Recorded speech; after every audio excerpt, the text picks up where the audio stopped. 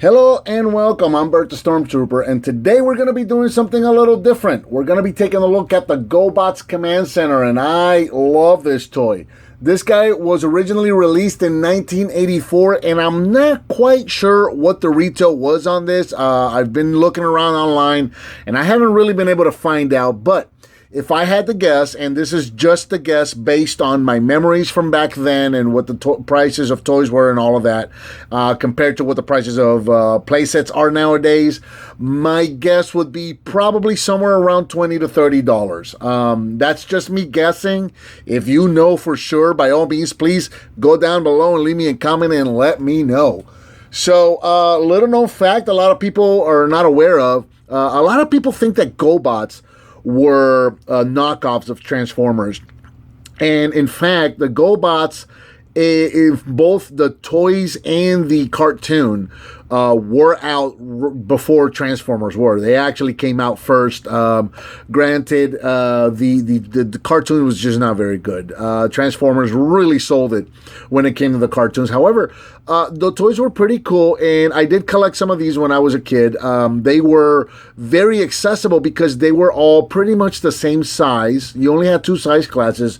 Your your regular guys like this, and then you had your Super Gobots. And this is pretty much what my brother and I had. We had these little guys, these basic guys like this, and they used to be about $2 to $3. So they were very accessible and easy to collect back then. So yeah, for a little while, my brother and I were into Gobots, and now I never had the Command Center, this big place that you see behind us here. We never had anything like this. This is a gift from my buddy Vinny. I showed this off in a collection video not too long ago, or a toy haul video rather, and I showed it off when he gave it to me, and I talked about that, and I was just blown away when he did. So I'm very, very happy to have this guy in my collection now. The Gobots Command Center, as you see it here, this guy was a triple changer, and as you can imagine, this is a playset. It's going to be a base for the Guardians, which were the good guys of the Gobots. And what was cool about this guy was the concept is that it was just not only was it a vehicle in a base, it was also alive. This was its own character. It transformed, and it had its own personality, much like Metroplex would be later on in Transformers, where he could transform into a city in a base, and he was his own character as well. Which was, when Gobots did it here, that was unheard of at the time. And this guy here is a triple changer. Right now, he is in his spaceship mode. And we're going to take a look at this. And as you can see, he's very cool looking, a very interesting, very neat spaceship. You got a cockpit up front here. This is about 21 inches in length. He's about 8 inches tall. And you've got some wheels on the bottom down here. So he does actually roll very, very nicely. And yeah, as you go around, you can see this guy is pretty massive. In fact, we're probably going to have a hard time trying to get the whole thing on camera here. Just going around the back here. You can see some thrusters in the back. Like I said, this would be spaceship mode, so this would be thrusters back here. You've got some stations warnings here on the side, like windows, like Station 7, Station 5. You saw 1 and 0 on the other side. And just a lot of detail here done with stickers. And just a very cool looking spaceship here. Now, there is an access ramp in the back here, an access hatch here in the back. And let's see, we can get it. Yep, that should be able to get it for us right there. And the way we want to do this, let me back up just a little more, just so we can get the whole thing. There we go. And so we're going to want to take and just crack this open just a little bit, which is a bit unfortunate. It would have been nice if we could get this hatch open, or this ramp open, without having to open up the base of the body of the base, because when you do that, you're almost kind of transforming it.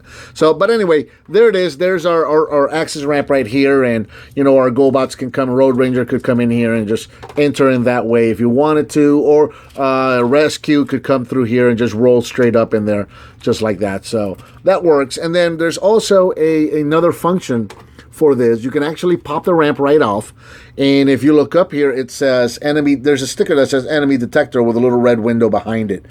And the way this worked is that there was these stickers that you could get. Originally, when the toys first started coming out, they didn't have a whole lot of BIOS to go with them. The BIOS were actually added later.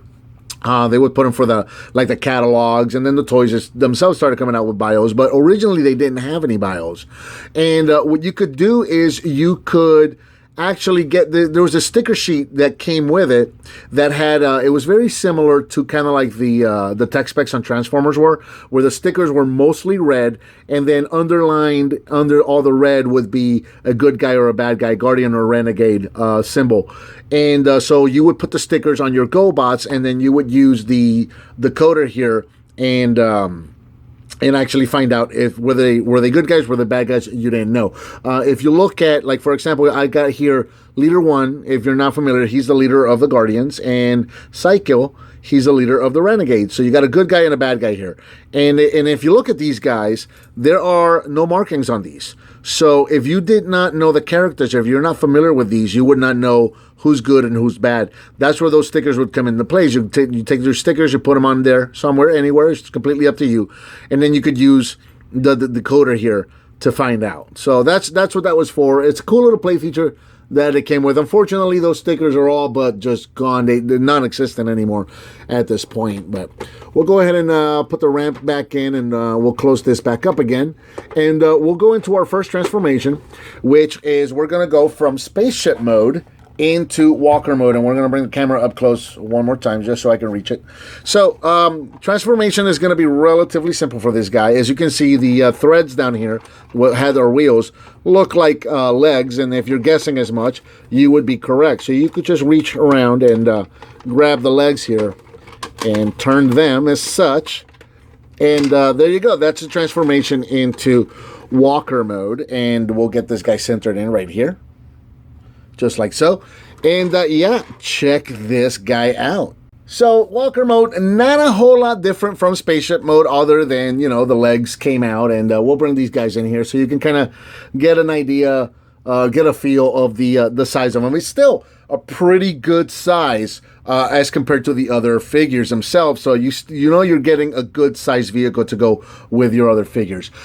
In walker mode, he's still the same length, so he's about 21 inches in length, but he is now 12 inches tall. And what's really cool about this is that he's very reminiscent of another walker, like an all-terrain walker that was used in another movie back in the 80s.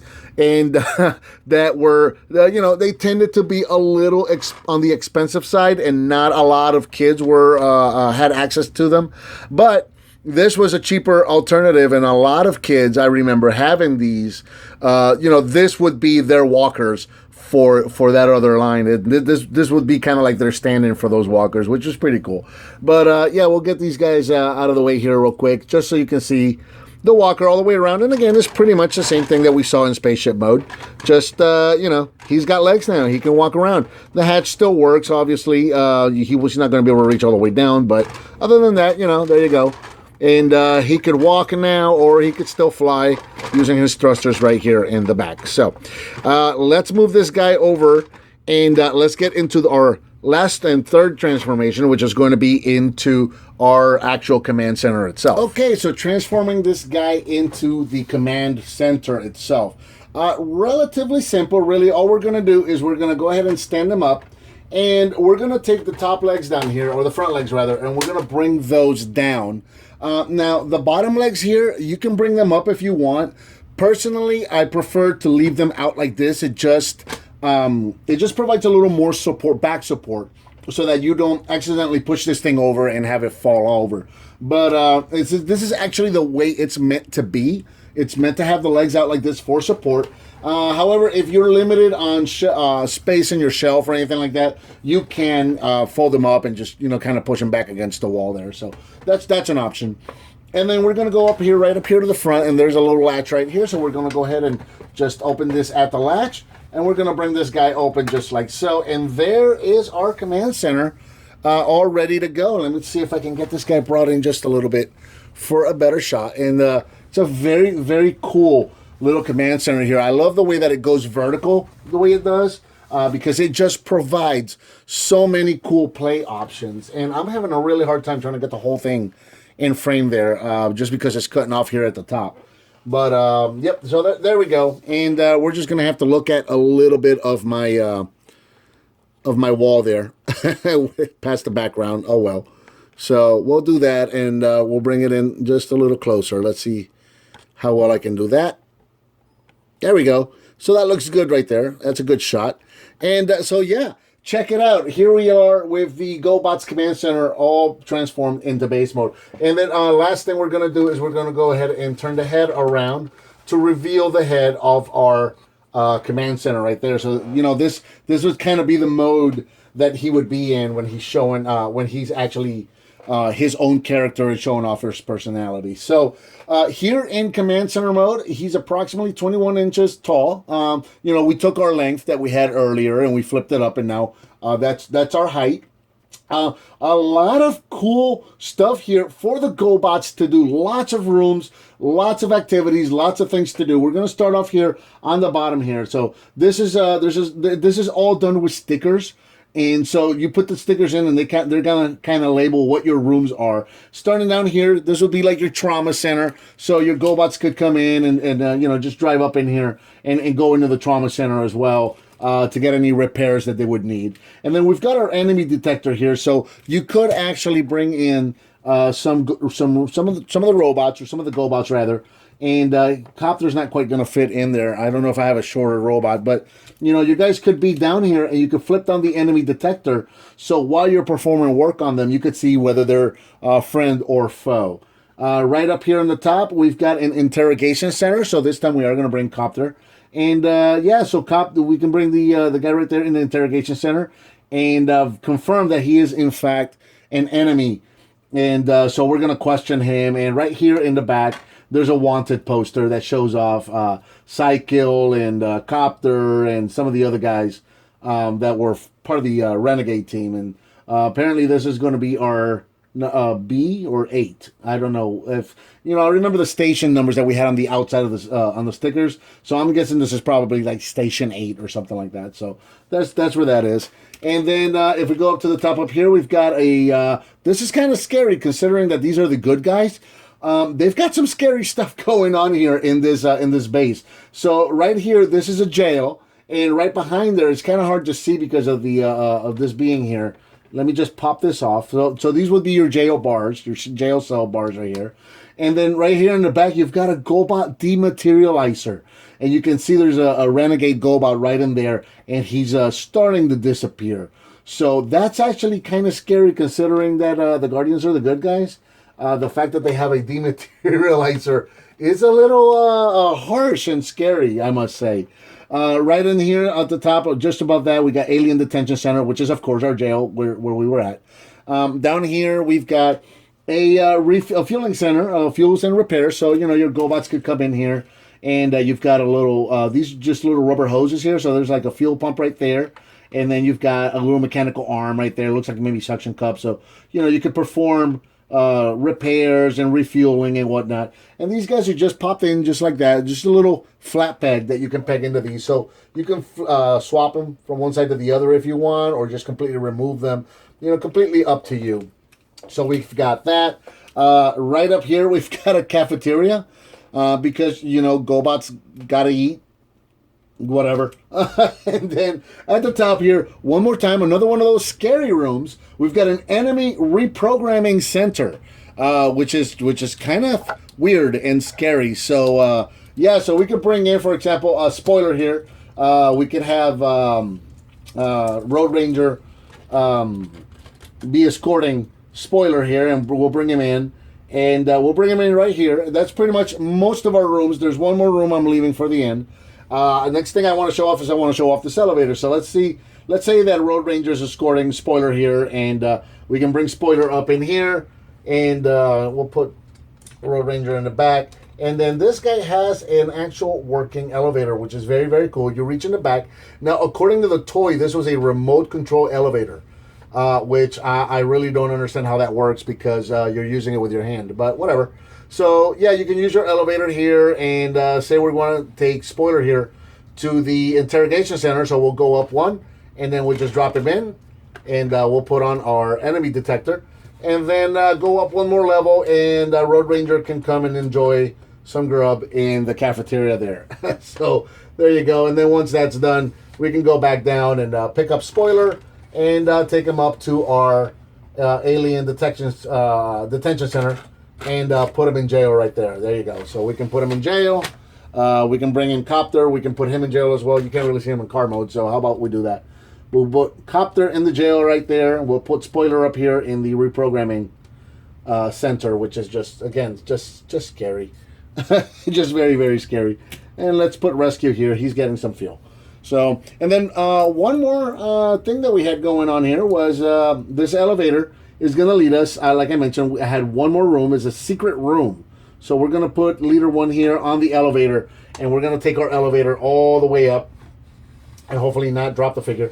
And yeah, we're going to go up into, as you can see, the elevator just kept going all the way up to the top. Strategic command. So what we've got up here is we have a secret, like, command center up here. Now, unfortunately, the way we're going to be able to get into that room is we're going to spin the head here. Unfortunately, it doesn't work that well. This is kind of one of those things where you have to pretend that he went up there. You see, you can rotate the head around, and then you're just going to kind of knock him over. But if you rotate the head all the way around, you can see that there's a strategy chamber in there. And you can place 1 or 2 Gobots in here. They're going to be a little tight on space, as you can see. You kind of have to get under the head there. And we're not really kind of seeing his head. It just kind of went up in there. But yeah, there you go. So there's your secret room, your strategy center. That's where the Guardian Command is going to get together and come up with a plan to defeat the Renegades once and for all. So there's that. And again, we've got our enemy detector down here. You can go ahead and take that out too, and you can use it for looking, if you want to look for some enemies and stuff like that. And we'll go ahead and bring down the elevator one more time.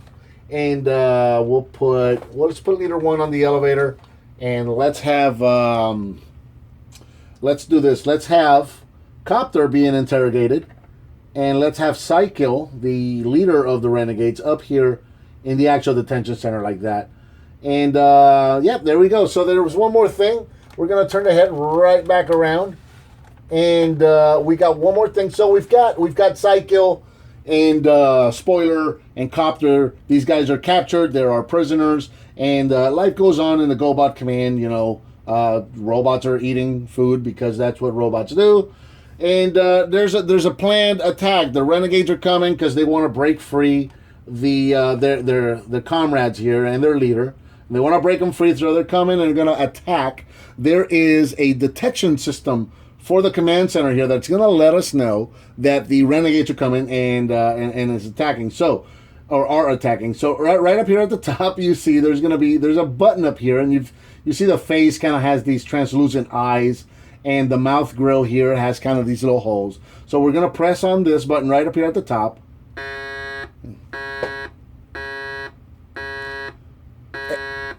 It just doesn't get any more 80s than that right there. That is so much fun. Yeah, it's just an alarm buzzer sound. It just beeps, and then you've got some LEDs that blink on and off. And supposedly... okay. So this works with a 9-volt battery that you can put in right here. You have to take off the cover of the cockpit right here, and there's a 9-volt battery that plugs in right there. And then once you've done that, you've got your proximity sensors and alarm ready to go. Now, supposedly this would also work with those stickers. This was one of those things where you really have to use your imagination, where supposedly the lights that came down from that would shine on the sticker and reveal the affiliation of the actual robot. It's one of those, I think it was kind of used as a selling point. It didn't work. It didn't work. You had to use your little decoder things to be able to use it. But yeah, there it is. A very cool playset. I'm very, very glad to have it in my collection. It's a lot of fun. If you skipped out on Gobots or think that Gobots were kind of lame, I understand the argument for it. But there is a lot of fun to be had with these figures and in this playset right here. So very cool addition. I think that pretty much covered the Gobots Command Center. What did you think of this playset, and what would you like to see me review next? Let me know by leaving me a comment. Give me some thumbs up. Subscribe and share with your friends if you like what you see, and I'll talk to you next time.